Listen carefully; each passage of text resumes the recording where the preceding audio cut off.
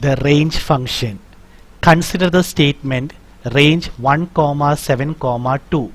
Range function returns all the integers between 1 and 7 minus 1, 1 and 6 in steps of 2. So the output is starting with 1, 1 plus 2 3, 3 plus 2 5, 5 plus 2 7 will not come because it ends at a 7 minus 1, it ends at a 6.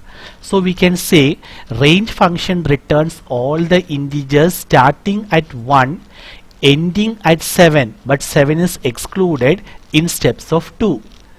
Now you consider the statement range 8, 5, minus 1. A negative step is given here. So range function returns all the integers starting at 8 ending at 5. 5 is excluded in steps of minus 1. So you get the output starts at 8. 8 minus 1 7, 7 minus 1 6, 6 minus 1 5 will not occur because it ends at 5 and 5 is excluded. So this is the output. Finally, you consider the statement range 50, 49, minus 1.